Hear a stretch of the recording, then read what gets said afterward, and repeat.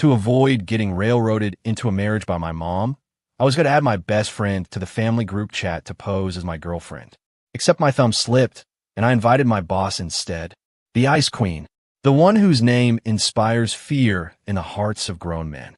And now, staring at the $1,000 Venmo payment that instantly appeared in the chat, followed by her message, "Thank you, Mrs. Cole." All I could do was open LinkedIn. It was time to find a new job on a different planet. "Ethan, when are you going to bring a girlfriend home? Are you trying to send me to my grave with regrets?" My mom's voice erupted from my phone's speaker, a sonic assault powerful enough to be classified as a military-grade weapon. It left my ears ringing. I held the phone at arm's length, staring at the ceiling with the dead-eyed gaze of a man who had completely given up on life. "Mom, I'm looking okay. You can't rush this stuff." "Looking? You've been looking for 3 years. The kid from next door is already in kindergarten, and you're still feeding me lines about destiny? Let me tell you, Ethan Cole, if you don't bring a living, breathing woman home for Thanksgiving this year, don't bother coming home at all." Click. She hung up on me, mercilessly. My name is Ethan Cole, and I'm just another cog in the corporate machine, currently staring down the barrel of the biggest crisis of my life. It wasn't a looming project deadline or a pay cut. It was a maternal ultimatum. I collapsed onto the sofa, feeling like my soul had been scooped out with a melon baller. Bring someone home? Where was I supposed to find someone? My life was a cycle of working insane hours and unwinding with video games. The only women I interacted with were the cleaning lady at the office and my new boss, the one who'd just been transferred in. Just thinking about her sent a shiver down my spine. Quinn Davenport, a.k.a. the Ice Queen. She'd made director at 27, blessed with looks that could launch 1,000 ships and a heart as cold as a server room. On her first day, she'd torn into a project manager so viciously over a typo in a PowerPoint presentation that he'd questioned his own existence right there in the conference room. Me? Ask her out? Was I insane? I still had a few good years left in me, thanks. Just as I was sinking into the depths of despair, my phone buzzed. It was my best friend, Kevin. "Dude, Queen Mother holding court again." I sent him a gif of a catatonic-looking possum. "Kev, I think this is the end of the line for me." "Chill out, man. It's not a big deal. I got a plan." A minute later, Kevin's brilliant, half-baked scheme appeared on my screen. It was simple and deeply unethical. Kev would change his profile picture to some cute anime girl, change his WhatsApp name to Tiffany, and I'd add him to my family group chat. I'd tell my mom she was my long-distance girlfriend. It would buy me some time, at least until after Thanksgiving. Then we'd have a peaceful, amicable breakup. I stared at the "you got it, dude" gif sent by the 6'2", 200-pound man I called my best friend, and I contemplated my life choices. The plan sounded like a one-way ticket to hell, but right now, it was the only ticket I had. To hell with it. Taking a deep breath, I opened the group chat ominously named the Cole Family Royal Court and extended my hand toward the abyss. "Mom, I've got a surprise for you," I typed, testing the waters. Predictably, she replied in seconds. "A surprise? You found a girlfriend?" My various aunts immediately popped online. "Ethan has a girlfriend. Add her to the chat. Let your Aunt Carol see her." The time was ripe. I tapped the plus icon at the top of the screen to invite a new member. I found Kevin's contact. His profile picture was now a pink-haired anime character, and his name was changed to Tiffany. This was it. I selected his name and moved my thumb to tap confirm. But in that split second before my finger made contact, a notification from my company's Slack channel popped up, causing the screen to lag for a fraction of a second. By the time I realized what had happened, my thumb had already pressed down. The screen refreshed, and a system message appeared in the chat. Ethan Cole invited Q to the group. Q? Who the hell was Q? A cold dread washed over me. I scrambled to tap on the Q profile. A minimalist, solid black avatar. No public posts, no bio, just a single, lonely letter. Q. My mind raced, and a cold sweat broke out on my forehead. In my entire contact list, there was only one person with that avatar, and that initial. My hand started to tremble as I opened Q's detailed profile. The contact name I had saved, Quinn Davenport. Boom! My world went dark. I had just added my boss, the cold-blooded corporate shark Quinn Davenport, to my family's private group chat. My brain shut down for a full 3 seconds. When it rebooted, Every cell in my body was screaming the same thing. Run. Leave the country. Leave the planet.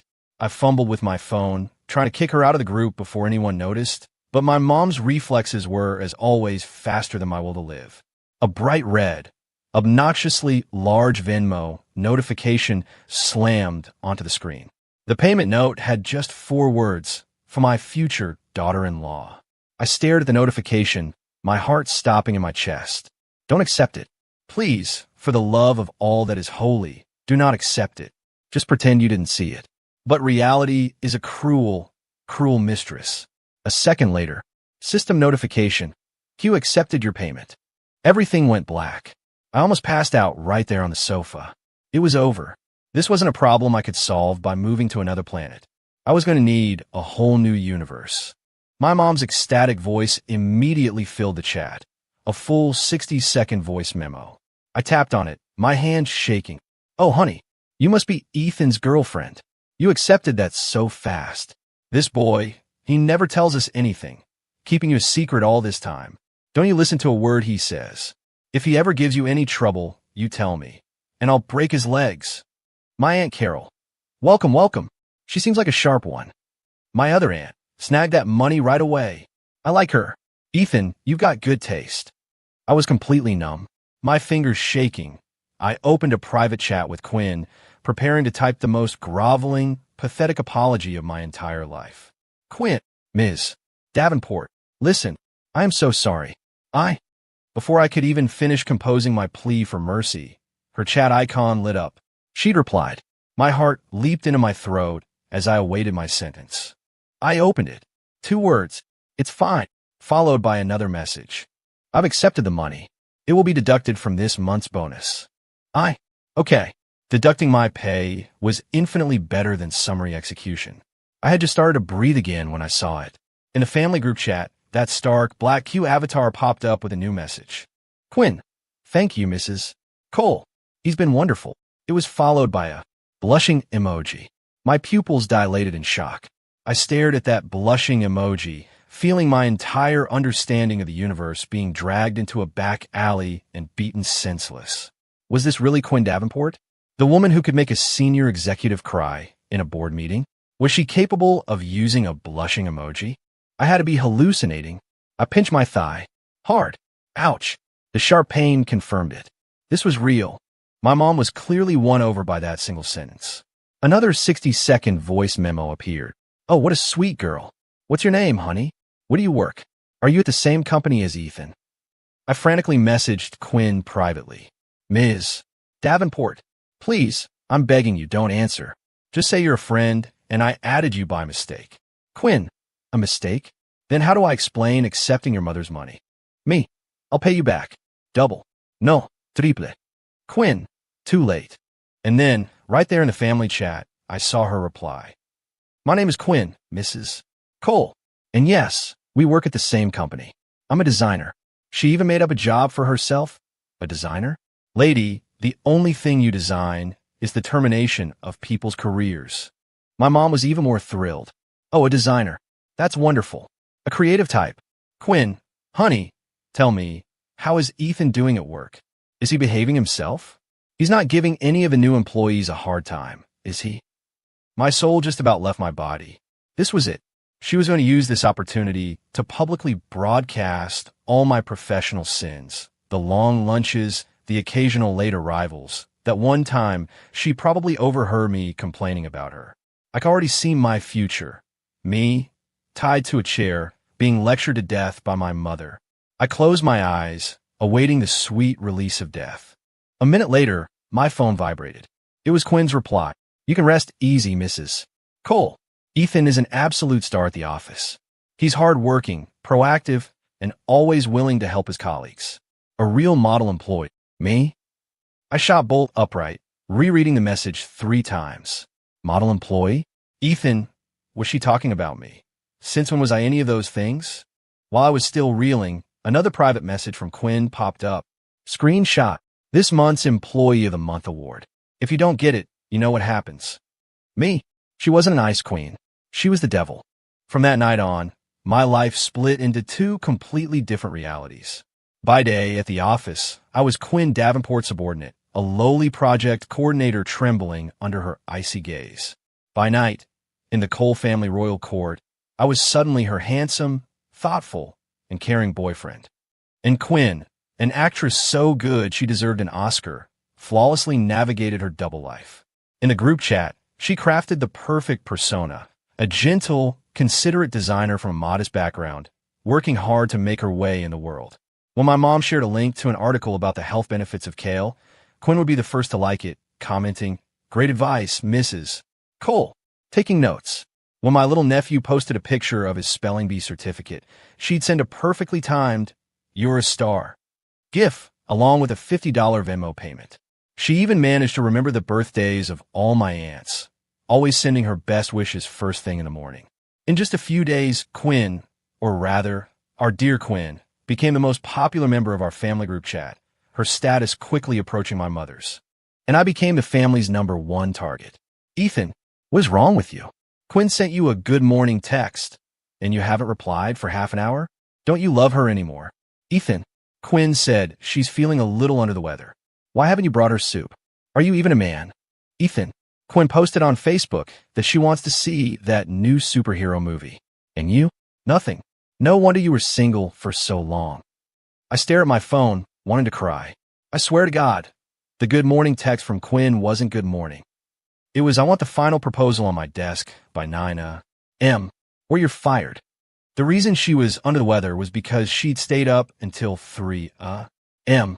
chatting with my mom about herbal remedies, making her voice hoarse for the morning meeting. And the thing she wanted to see on Facebook wasn't a movie. It was an industry analysis report on box office trends, with a caption, "Fascinating market shifts to watch." I was being framed. The worst part was the charade was starting to bleed from the digital world into the real one. One afternoon, I was at my desk, trying my best to look busy, when a message from Quinn popped up. "Downstairs. Your mom sent you something." My heart skipped a beat. I bolted for the elevator. There was Quinn, standing by the company entrance next to a massive cardboard box stamped with "Taste of Texas Barbecue Bonanza." The delivery guy gave me a look of pure admiration. "Dude, your girlfriend is awesome. This thing weighs a ton, but she insisted on waiting here with it for you." Quinn stared at me, her expressionless face clearly communicating one thing. "If you don't move this box in the next 5 seconds, you're dead." I rushed over, hoisting the box with a grunt. Ms.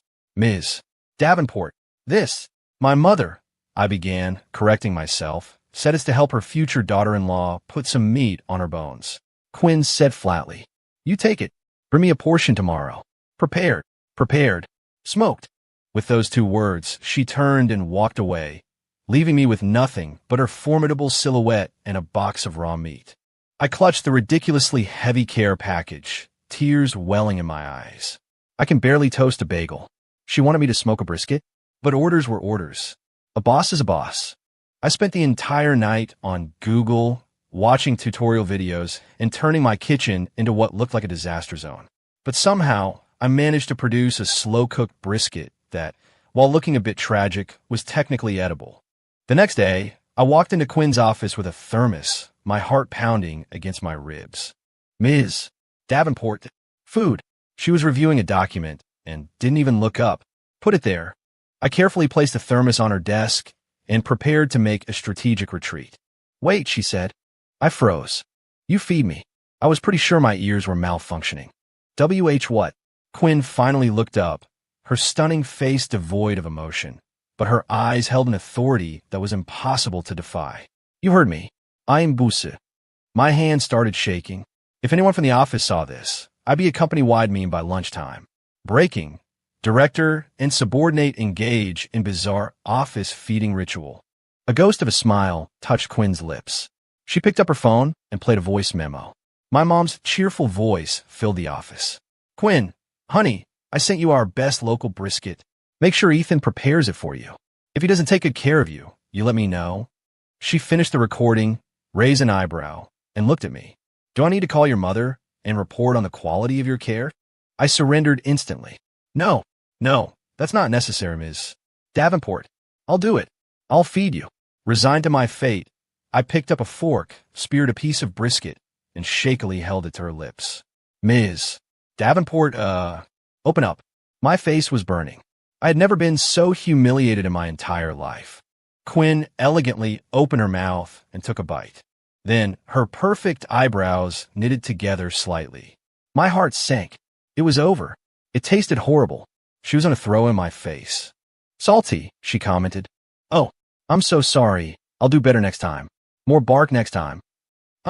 It's good, she said, taking another bite I offered. Do it again tomorrow. Me? I felt like my legs were made of jelly as I walked out of her office. I had just slumped into my chair when my coworker, Dave, sidled up to me, his face a mask of intrigue. Ethan, my man, you were in there for over half an hour. What were you and the Ice Queen talking about? What could I say? I was discussing the tragic state of my own existence. Before I could answer, a few female colleagues from across the room rushed over. Ethan, what happened to your neck? One of them asked, pointing with a horrified expression. I instinctively touched my neck. It was a little sore. I pulled out my phone and switched to the selfie camera. There on the side of my neck was a clear, red mark. It looked exactly like a hickey. My mind went blank. Where did that come from? Oh, right. It was from wrestling with that stupid, heavy box of meat. The sharp edge of the cardboard must have scraped me. As I was about to explain, another coworker let out a dramatic gasp. Oh my God, Ethan, you and Ms. Davenport, you too. She pointed at me, then back toward Quinn's office, her face screaming, my ship has come in. In an instant, every eye in the department was on me. I opened my mouth, but no words came out. 1,000 explanations wouldn't be enough to clear this up. It's not. We get it, man. Dave clapped me hard on the shoulder, a massive grin on his face. No wonder the boss was actually smiling in the meeting this morning. You're the reason why. Me? Quinn Davenport smiled? In a meeting? Had health frozen over? Before I could process this new information, I saw Quinn emerge from her office. In her hand, she was holding my pink thermos. The entire office fell silent. She walked straight toward me, ignoring everyone else, and placed the thermos on my desk. Tasted good. Then she paused, her gaze falling on my neck. Everyone held their breath. I felt like I was about to suffocate from the tension. Quinn reached out a slender finger and gently, so gently, brushed it against the red mark. My entire body went rigid. She leaned in close to my ear, her voice a whisper only I could hear. Next time, make it darker. And with that, she turned, and the click-clack of her heels echoed in the stunned silence as she walked away, leaving me for dead. Socially, at least. After the Hickey incident, my status in the company did a complete 180. Before, my colleagues looked at me with pity, the poor soul toiling away under the Ice Queen. Now, they looked at me with reverence, the brave hero who had somehow tamed the dragon. I became a corporate legend. Ethan, you gotta share your secrets. How did you land a goddess like Quinn Davenport? Dude, are you secretly the heir to some massive fortune? What's your story?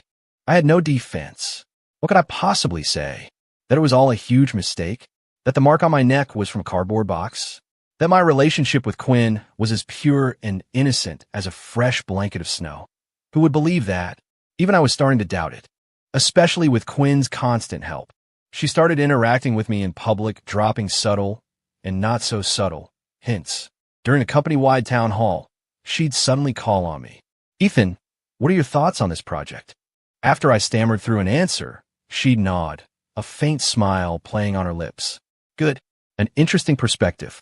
The room would erupt in whispers. This was the woman whose only feedback for me used to be idiotic or brainless. At lunch in the cafeteria, she'd walk right up to my table with her tray and sit down. I don't eat cilantro.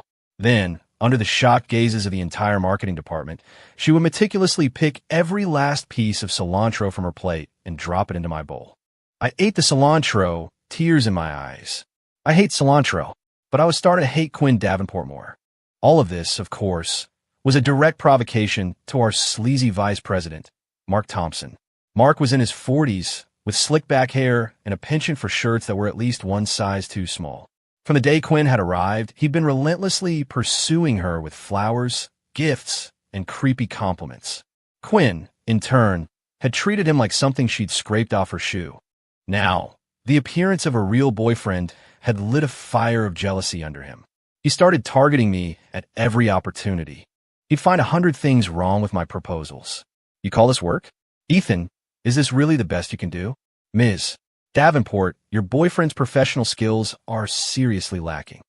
He'd slash my project budgets in half. Young man, you need to learn to be frugal. The project hasn't even started, and you're already asking for money. Even if I was just getting a glass of water, he'd make a snide remark. Well, look at Ethan, taking it easy. I guess being in love means you don't have to focus on work anymore. Ms. Davenport, you really should keep him on a tighter leash. I gritted my teeth and took it. I was just a coordinator. I couldn't afford to make an enemy of a VP. But while I could take it, it seemed Quinn could not. One day, in a planning meeting, Mark once again publicly tore my latest proposal to shreds. No creativity. Flawed logic. If this passes, I'll eat my hat. He slammed the document on the table, shooting me a smug look before turning his challenging gaze to Quinn. I was burning with shame, wishing the floor would swallow me whole. I braced myself for Quinn to tell me to redo it, as she usually would. But instead, she spoke. Her voice was quiet, but colder than ice. Mr. Thompson. Yes. Mark replied, looking arrogant. Have you decided on a new hat yet? The smirk on Mark's face froze. Ms. Davenport, what's that supposed to mean? Quinn ignored him and looked at me, her eyes sharp and focused in a way I'd never seen before. Ethan, walk Mr. Thompson through your proposal. From the very first page. I hesitated. That was all she said. I had no idea what she was planning, but her presence was so commanding that I had no choice but to stand up. I started presenting my plan. To my surprise, the words flowed effortlessly. I had pulled 3 all-nighters on this thing. I knew every detail by heart. At first, Mark sat with his arms crossed, a sneer on his face. But as I got deeper into the data and the strategy, his expression grew more and more serious. When I finished the last slide, the conference room was completely silent. Quinn broke the silence. Mr. Thompson, which part, exactly, has no creativity? And where's the logic flawed? Mark's face turned red, then pale. I just think there might be some issues with execution. Oh, Quinn raised an eyebrow. In that case, why don't you personally lead the execution of this project? How does that sound? Me? Mark was stunned. What's the matter? Don't have confidence in yourself. A cold smile played on Quinn's lips. Or was everything you just said simply a personal attack on my guy? She put a special emphasis on the last 2 words.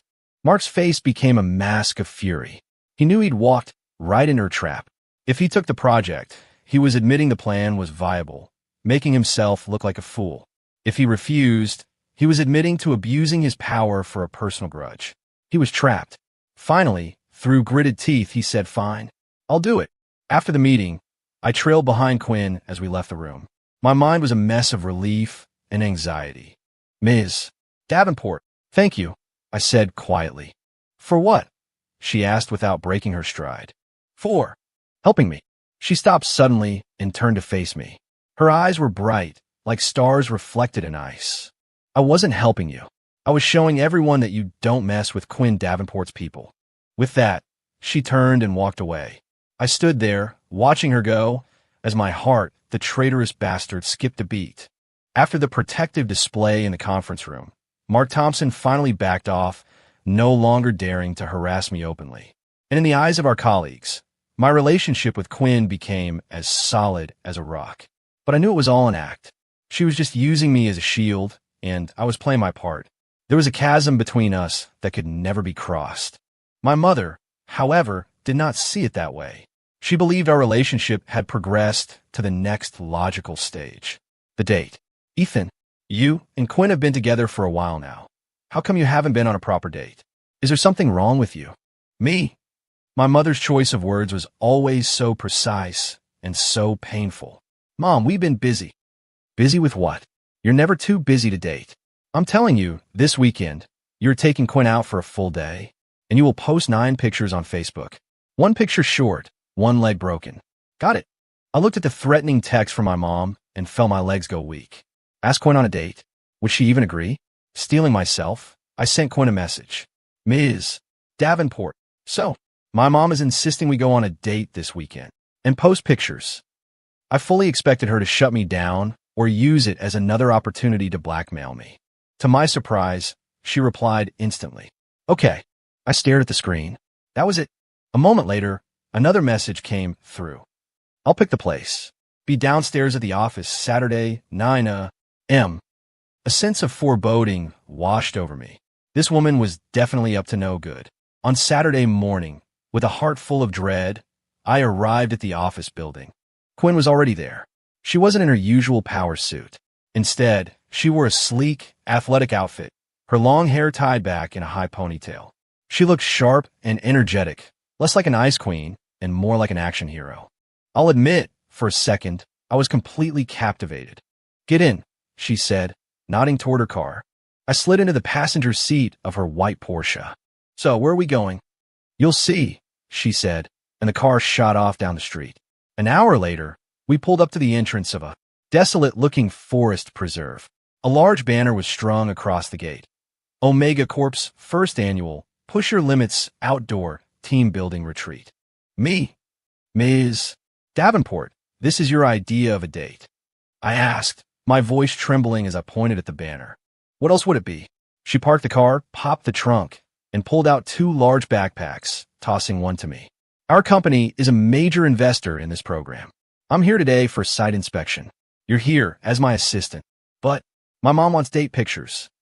This is a date, she said with a raised eyebrow. Couples who do outdoor challenges together stay together. It's a great way to build character and deepen our bond. I believe that when pigs flew, with the heavy pack on my back, I trudged after her, officially beginning my date from hell. First up, rock climbing. I looked at the nearly vertical cliff face, and my legs turned to jelly. Ms. Davenport, I'm afraid of heights. Oh, she glanced at me. I seem to recall you writing in a proposal that one must be brave enough to challenge oneself and break through personal limits. Was that just for show? She had me there. She expertly strapped on her harness and scaled the wall like a seasoned pro. Against the bright sun, her silhouette was one of pure strength. The staff below broke into applause. From the top, she looked down at me, a smirk on her face. I'll wait for you up here. For the sake of my male pride, and for my mother's 9 photos, I gritted my teeth and went for it. I scrambled up the wall, every movement feeling like a step toward my doom. By the time I finally reached the top, I was panting like a dog in summer. Quinn handed me a bottle of water. Click. She'd taken a picture of me with her phone. In the photo, I was drenched in sweat, my face a grimace of agony against a backdrop of the beautiful blue sky. One, she said, waving her phone. Me. The rest of the day's activities were even more sadistic. On the treetop ropes course, I got stuck dangling from a wire, screaming for my life. Quinn stood below, calmly snapping a photo of my tear-streaked, terrified face. 2. During the way to trail run, I was forced to carry a pack that felt heavier than I was, gasping for air on a mountain path. Quinn was ahead of me, moving with an easy grace, occasionally turning back to snap a picture of me grimacing in pain. 3, 4, 5. By the end of the day, I felt like I was knocking on death's door. Quinn, on the other hand, wasn't even winded. She even had the energy to create a photo collage of my 9 most humiliating moments and post it on Facebook with a disgustingly sweet caption. With him through every challenge, every victory, pushing limits and loving every minute. At Ethan Cole, she tagged me. A minute later, my notifications exploded. My mom was the first to comment. Yes, yes, yes. This is what young people should be doing. Quinn, you're such a good influence on our Ethan. My Aunt Carol, they look so perfect together. My other aunt. So, when's the wedding? Coworker, hey, holy crap. Ethan, you're a god. You got the Ice Queen to do a ropes course. Coworker B, I'm not crying, you're crying. Relationship goals. Even Mark Thompson commented, with a single, passive-aggressive, smiley face emoji. I looked at the 9 photos of my face, twisted in what could only be described as pure agony, and then at the flood of cheerful comments. I had only one thought. Let the world burn. After the date from hell, I decided I could no longer be a passive victim. I had to go on the offensive. I had to find a way to make Quinn hate me, to make her initiate the breakup. And so, I began a series of masterclass-level, textbook-certified bad boyfriend maneuvers. Phase 1. Be cheap. Everyone knows women hate cheap men. One night, Quinn was working late at the office. I timed it perfectly and sent her a message. Ms. Davenport, you must be hungry. Let me order you some dinner. Quinn, okay. I grinned. The trap was set. I opened DoorDash and scrolled past all the decent restaurants, landing on a place with the lowest possible rating that was still operational. I ordered the saddest-looking death salad on the menu. Wilted lettuce, a few lonely cucumber slices, no protein. And I specifically added a note to the order, dressing on the side. The smallest possible amount. Perfect. What woman could tolerate a man this cheap, with such bizarrely specific, terrible taste? Half an hour later, I knocked on her office door, holding the takeout bag. Your dinner, Ms. Davenport. I placed a pathetic-looking salad on her desk. She glanced at it, not even flinching. Thanks. She picked up the plastic fork and took a bite. I watched her, holding my breath, waiting for the explosion, for her to ask if I was insane, or maybe to just dump the salad over my head. But she just ate it calmly, even nodding in approval. This is good. Very healthy. Me? Healthy? That thing was one step away from being compost. I'm on a new diet. Can't have anything too greasy, she said, taking another bite. This is very thoughtful of you. Me? Are you kidding me? I played myself. Phase 1. Failure. Undeterred, I move on to Phase 2. Terrible taste. Over the weekend, Quinn messaged me. There was a corporate gala that night, and I had to be her date. An idea sparked. I went to the mall and found the most hideously tacky gift imaginable. A giant, pink, rhinestone-encrusted music box that played a tinny version of some terrible pop song for the 2000s. That evening, I showed up at her apartment building wearing a plaid suit I'm pretty sure my dad wore in the 80s, clutching the eye-searingly bright music box. When she walked out of the lobby, I was momentarily stunned. She was wearing a breathtaking black evening gown that highlighted her elegant neck and collarbones. Her hair was styled in an updo. Her makeup was flawless. She looked like a queen stepping out of the moonlight. I felt a little dizzy. This is for you, I said, snapping back to reality and thrusting the music box at her. I waited to see the look of disgust and contempt on her face. But she just glanced at it and took it. It's very unique, she managed to say. Do you like it? I pressed, searching for any sign of a crack in her composure. Yes, she nodded. Let's go, we're going to be late. And just like that, she got in the car, holding that monstrosity of a music box. The entire ride, I watched her, but her expression remained perfectly neutral. At the gala, she was the center of attention, and I, along with the pink music box in her hands, was the butt of the joke standing next to her. I could feel the stares. Who is that woman? She's gorgeous. Is that guy next to her boyfriend? What is with his taste? Is that music box for real? Looks like he got it on clearance at a dollar store. I was secretly thrilled. This was it. There was no way Quinn could tolerate this public humiliation.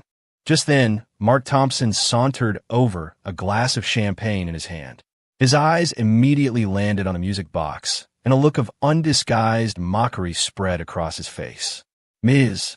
Davenport, what an interesting accessory. I didn't take you for a fan of such trinkets. Quinn gave him a cool glance.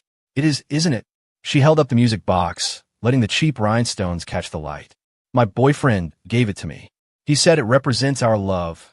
Unbreakable, brilliant, and as dazzling as a diamond. As she spoke, she looked at me with an expression of deep, unwavering affection. Me? When the hell did I ever say that? Mark was speechless. The people around us who had been whispering started to look at the music box differently. Wow, that's so romantic. I never would have guessed it had such a deep meaning. I feel so shallow now. That's what true love looks like. I stared at Quinn's face as she spouted this utter nonsense with the conviction of a seasoned politician. This woman missed her calling. She should have been a novelist. Phase 2, epic fail. I refused to give up. After the gala, I drove her home. On the way, I decided to deploy my ultimate weapon. Phase 3, the awkward conversation. Quinn, did you know that pigs can't look up at the sky? Quinn, HM. Quinn, did you know that giraffes only sleep for 30 minutes a day? Quinn, HM. Quinn, did you know that my mom always says women with bigger hips have an easier time having babies? The moment the words left my mouth, the car fell into a dead silence. I could hear the hum of the air conditioning. I was ecstatic. This was it. I had finally done it. That sentence was enough to get me a restraining order from any sane woman. I waited for her to kick me out of the moving car. But after a few agonizingly long seconds, she spoke. Her voice was soft, with a hint of something I couldn't quite place. Amusement? Is that so? She kept her eyes on the road, but I saw her glance at the rearview mirror. Then, she said something that made my entire world short-circuit. So what do you think? Will I have an easy time? It took me 3 full minutes to reboot my brain, which had been fried to a crisp. What did Quinn just say? She asked me if I thought she'd have an easy time having babies. What kind of unholy, impossible question was that? It was harder than the final exam for my advanced calculus class. If I said yes, I was a pig. If I said no, I was a liar, and my fate would likely be even worse. I opened my mouth, but no sound came out. The air in the car was thick with a strange, charged energy. Thankfully, we arrived at her building. The moment the car stopped, I practically threw myself out the door. Quinn, good night. See you later. I ran without looking back, feeling like I was being chased by a demon. I didn't sleep a wink that night. Her question echoed in my mind on a loop. It was over. This woman had me completely and utterly cornered. My grand plan to get dumped was a total, spectacular failure. In the following days, I gave up. I was done. Let the world burn. I was tired. I stopped fighting and passively accepted my new identity as Quinn's boyfriend. Just as I thought life would continue in this bizarre, split reality, the company's annual fall retreat was announced. The destination, a spa and resort up in Lake Geneva. I tried to get out of it, but one look from Quinn, a single sharp glance that clearly said, "Don't you dare," was enough to change my mind. On the bus, our colleagues started chanting for us to sit together. Amid a chorus of kiss, kiss, kiss, we awkwardly took our seats at the front. Mark Thompson sat behind us, his glare feeling like a physical weight on the back of my neck. When we got to the resort, it was free time. Everyone headed for the hot springs. I was about to find a quiet corner to hide in when Mark and a few of his cronies cornered me. "Ethan, don't run off," Mark said with a fake smile. "Let's do something fun. Something for the men." He pointed to a nearby, man-made lake. "How about a little swim?" It was late fall. The water would be freezing. This was clearly a setup. "Mr. Thompson, I'm not a very good swimmer." I tried to decline. "What, scared?" One of Mark's buddies sneered. "Are you even a man?" "I can't believe Miss Davenport fell for you." "Yeah, just a pretty boy. I'll show and no go." My hands clenched into fists. "Fina, let's do it." I blurted out, my anger getting the better of me. I couldn't let them disrespect me, and I definitely couldn't let them disrespect Quinn. Even if our relationship was fake to the outside world, she was my girlfriend. I wouldn't let them embarrass her. In my swim trunks, I stood by the edge of the lake, looking at the dark green water with a growing sense of dread. Mark and his friends all looked like they hit the gym regularly. I, on the other hand, had the classic office worker physique. "First one to the buoy on the other side and back wins," Mark announced. "Loser has to crawl around the lake on all fours, barking like a dog." I took a deep breath and jumped in. The icy water shocked my system, and I shivered violently. The race started. Mark and his friends shot forward like torpedoes. I paddled desperately, but was quickly left behind. My energy started to drain, and my limbs grew numb. From the shore, I could hear their laughter. "Look at him. He's sinking. Haha. Just give up already, pretty boy." I gritted my teeth, telling myself not to quit. Just as I felt I couldn't go on, a sharp, excruciating pain shot through my calf. A cramp. My body seized up, and I started to sink. "Help! Help me!" I swallowed a mouthful of water, my vision blurring. On the shore, I could hear a shift in their tone. "Hey, I think he's really cramping up. Somebody get help." Just as I thought I was going to drown, a white figure sliced through the water. She dove in without a second's hesitation. She moved through the water like a mermaid, closing the distance to me in seconds. It was Quinn. She was wearing a simple white one-piece swimsuit, and in the cold, dark water, she looked unreal, almost ethereal. She reached me, grabbing my arm. "It's okay. Hold on to me," she said, her voice laced with a genuine urgency I'd never heard before. I clung to her like a lifeline. She pulled me, swimming with a powerful stroke, back toward the shore. By the time we got out, I was shivering uncontrollably, unable to speak. Quinn laid me on the ground and immediately began to administer first aid, stretching my leg to work out the cramp. Then, she leaned over me and began to perform CPR, breathing into my mouth. My eyes were open, and all I could see was her face, inches from mine. Her lips were cool and soft. They tasted like lake water. My brain shut down again. Our colleagues stared, stunned into silence. Mark stood off to the side, his face pale with rage. After making sure I was breathing okay, Quinn stood up. She wrapped a towel around my shoulders. Then she turned and walked, step by deliberate step, toward Mark Thompson. Her eyes were as cold as a Siberian winter. "Mark Thompson, you've got a lot of nerve." Crack. The sharp sound of her hand connecting with his face echoed across the silent resort. Everyone froze. "You dare to touch my people." Quinn's voice wasn't loud, but every word was like a shard of ice. This time it was a cramp. "What about next time? If anything had happened to him today, I swear to you, I would make sure you never work in this industry again." Without another glance at him, she walked back to my side and helped me to my feet. "Let's go." Leaning on her, I walked away from the scene, the eyes of everyone on us filled with a new kind of awe. And in my heart, something shifted. This woman, maybe she wasn't so bad after all. After the Polar Plunge rescue and the slap heard round the company, my status at work transcended legend and entered the realm of myth. No one dared to gossip about me anymore.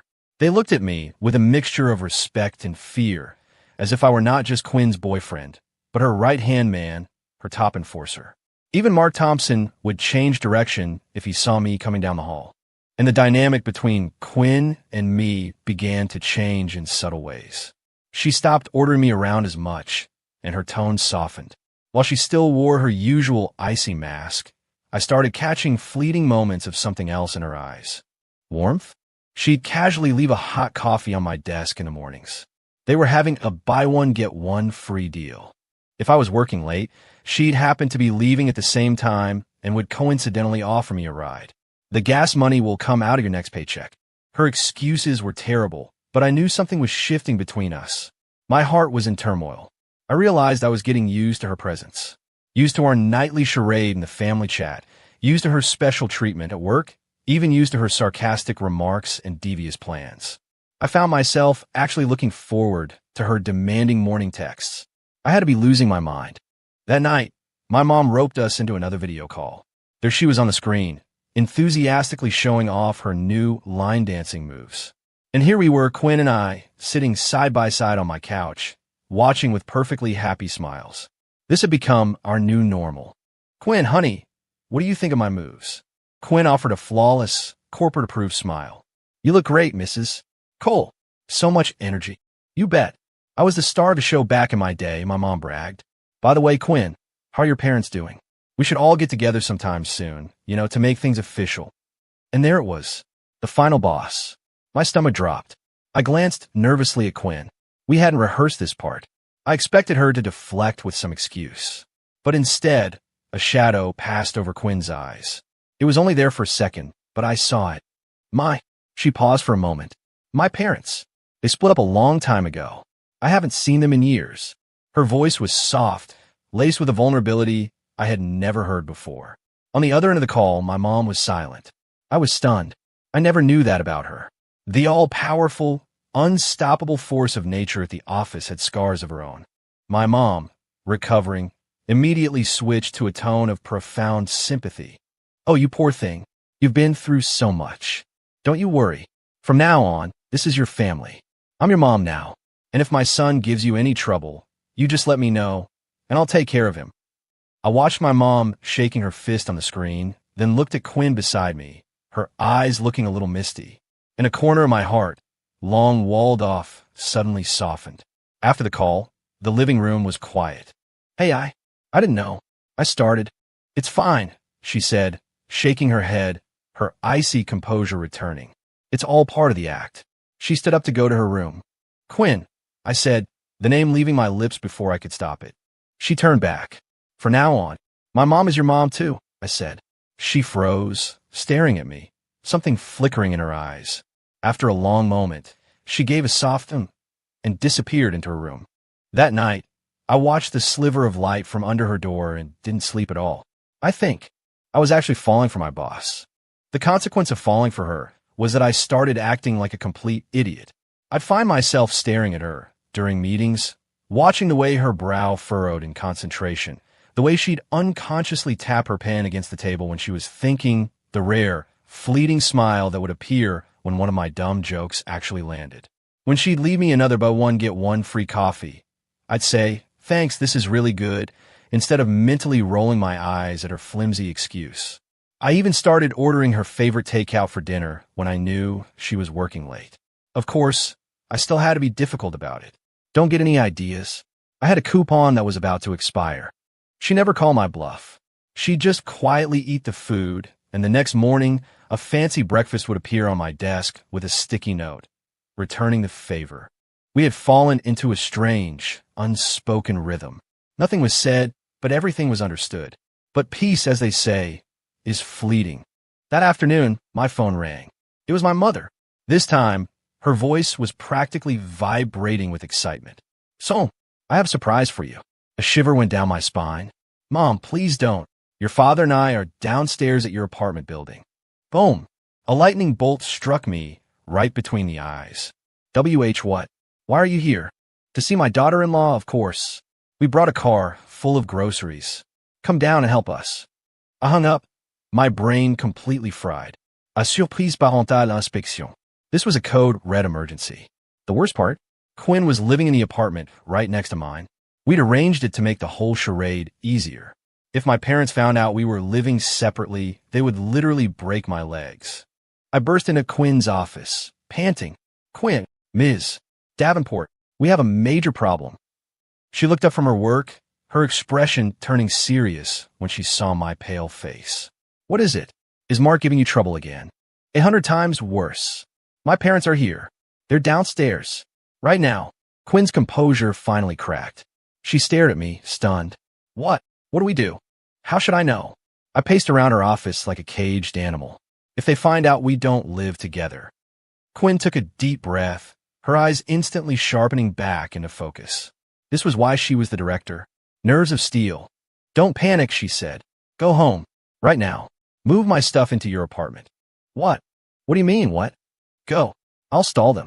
She grabbed her car keys and rushed out of the office. Watching her go, for the first time, I felt an overwhelming sense of relief. This woman was terrifyingly reliable.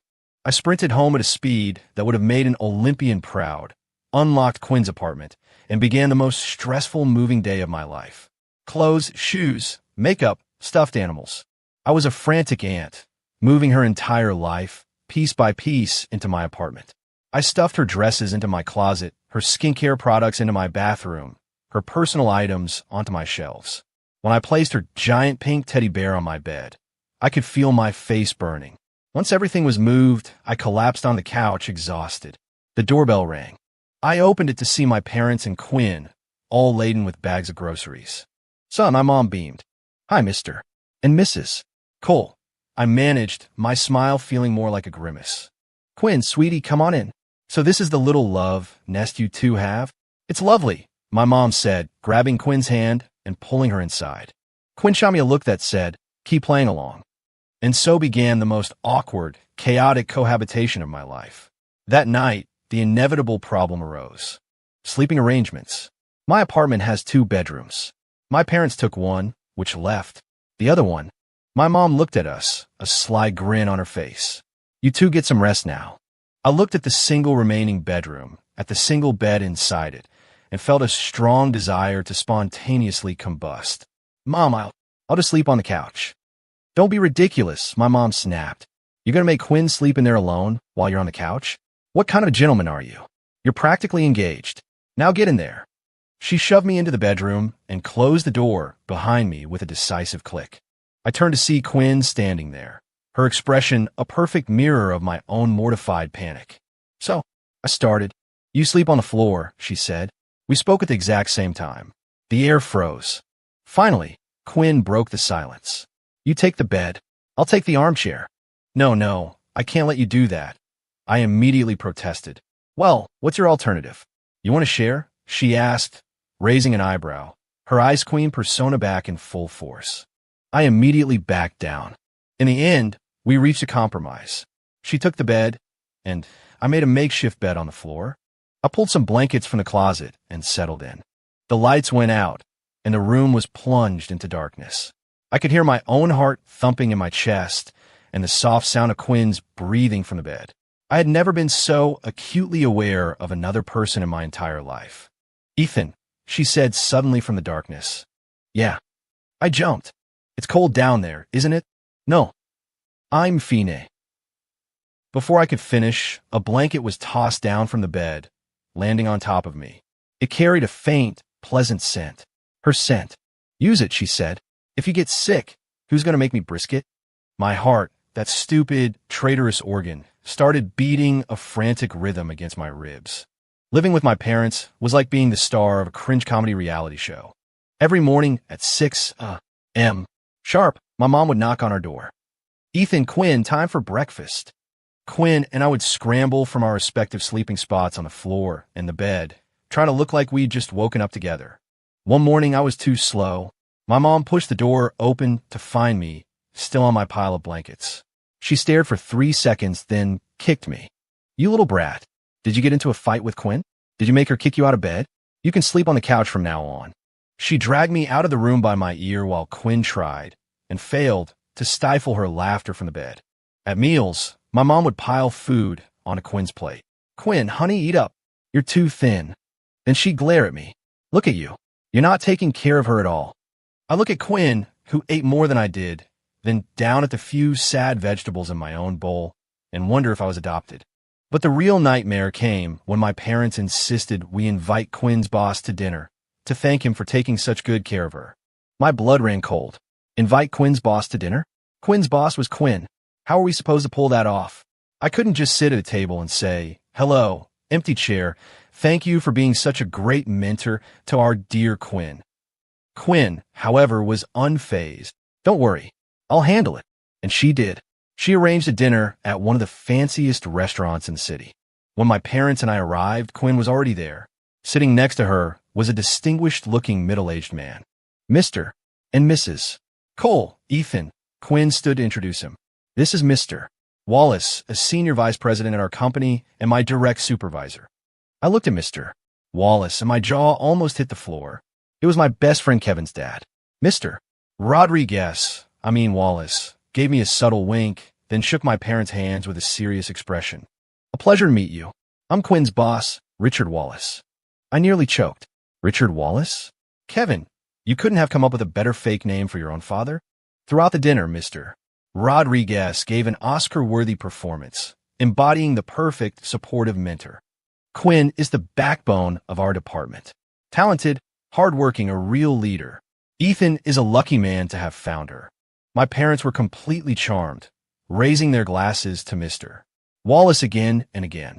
I watched Quinn and Kevin's dad interact with a seamless, practiced ease and felt like I was in an alternate reality.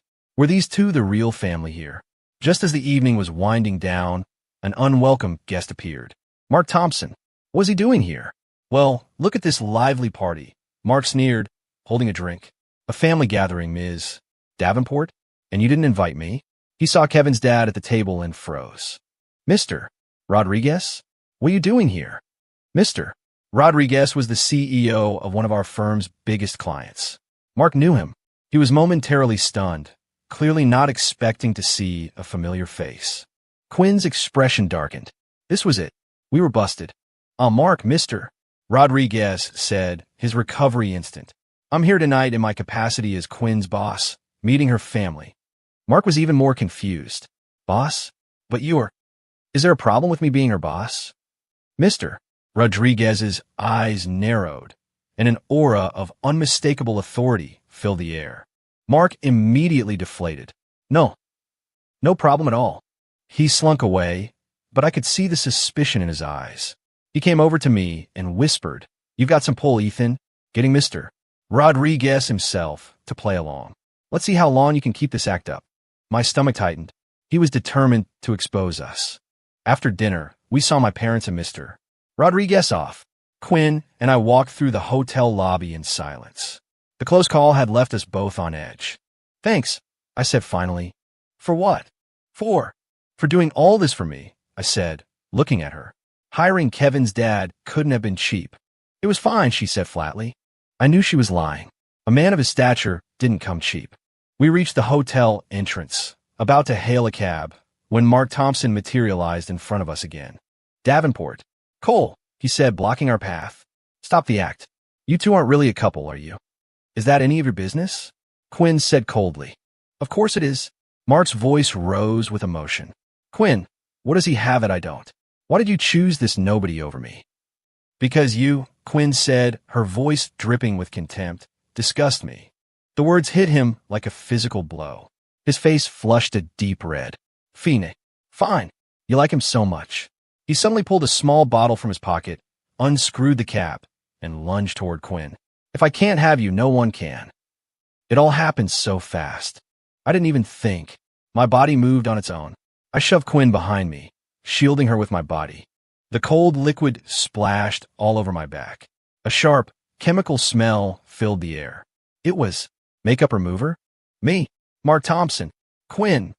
Mark stared at the bottle in his hand, then at me, completely bewildered. I grabbed the wrong one. This is my wife's. I was trying to grab the... He didn't get to finish. Hotel, security, swarmed him and pinned him to the ground. I stood there, my back feeling strangely clean and a little chilly. Quinn stepped out from behind me, her expression unreadable. Are you okay? I'm fine. I shook my head, just feeling very refreshed. She looked at my drenched shirt, and then, for the first time, a genuine, unforced laugh escaped her lips. It was like watching an iceberg melt in the spring. Seeing her laugh, I couldn't help but laugh too. And in that moment, standing outside a fancy hotel, smelling faintly of my cellar water, all the lies and pretenses just seemed to melt away. After the makeup remover assault, Mark Thompson was fired for workplace misconduct and vanished from our lives. I managed to convince my parents that an urgent project required my full attention and sent them home. Life, it seemed, was returning to normal. But Quinn and I both knew that some things had changed for good. She never moved her things out of my apartment. And I, in a silent agreement, never asked her to.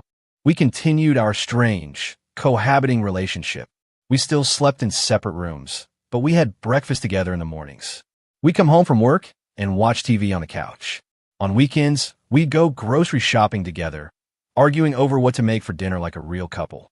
I felt like I actually had a girlfriend. One evening, our company held a banquet to celebrate the successful completion of a major project. Everyone was in high spirits, and the drinks were flowing. I'd been cornered by a few colleagues and was feeling a little buzzed. Quinn, as the director, was naturally the star of the show. She'd had her fair share of toasts, and a faint blush colored her usually pale cheeks. After the dinner, everyone wanted to go to a karaoke bar. I looked at Quinn, who was swaying slightly on her feet, and made an executive decision. She's had too much to drink. I'm taking her home. I supported her as we left the hotel. The cool night air seemed to hit her all at once, and she sagged against me. Her scent, a mix of her usual light perfume and wine, was intoxicating. I got her into a cab. On the way home, she was quiet, her head resting on my shoulder like a docile cat. Without her professional armor, all that was left was a soft, vulnerable woman. I watched her sleeping face, her long eyelashes casting shadows on her cheeks. My heart felt like it was dissolving. When we got back to the apartment, I helped her onto the couch. Quinn, wake up. Go sleep in the bed. She opened her eyes groggily, her gaze unfocused. Ethan, she murmured my name. Yeah, I'm here. My head is spinning. I'll get you some water. I started to get up, but she grabbed my hand. Her hand was cool, but her grip was surprisingly strong. Don't go, she said. I sat back down. She held my hand, not saying anything, just looking at me. The alcohol had washed away the coldness in her eyes, replacing it with something mesmerizing. My mouth went dry. My heart pounded against my ribs. Quinn, you... Ethan, she interrupted me.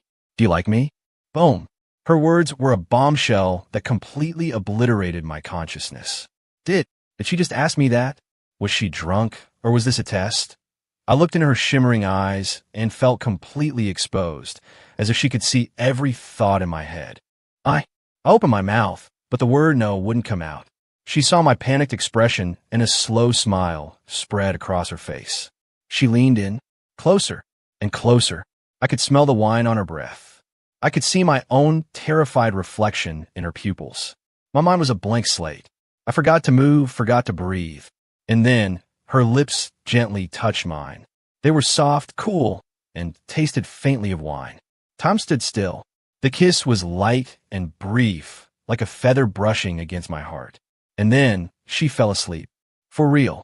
Fast asleep, leaving me alone on the couch, petrified, until the sun came up. The next morning, when she woke up, she acted as if nothing had happened. She rubbed her temples, groaning from her hangover. How did I end up sleeping on the couch?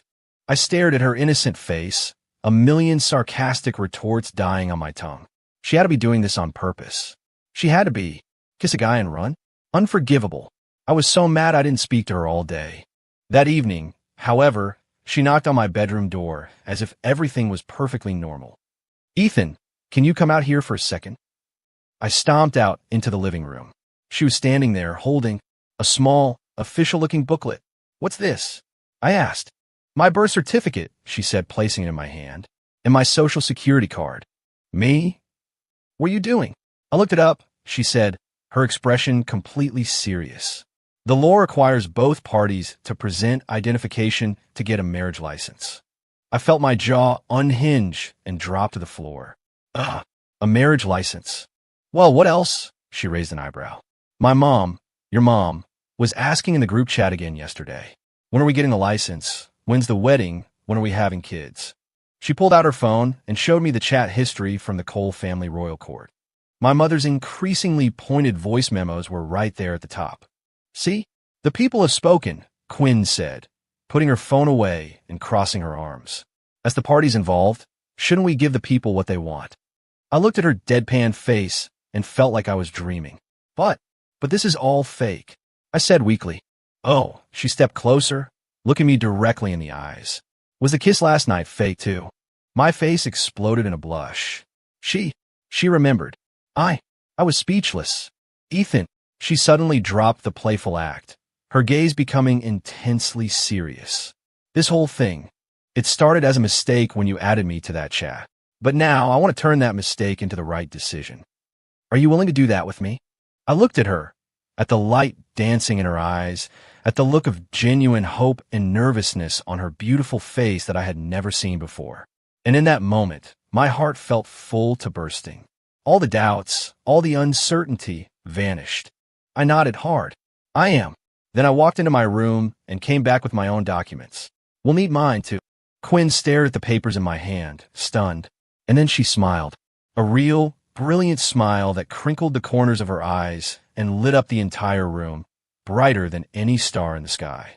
The next day, we stood in front of the county clerk's office. Hand in hand, Quinn and I walked through the doors. When we walked out, we each had a new piece of paper, our marriage certificate. I stared at it, still feeling like I was in a dream. I was married?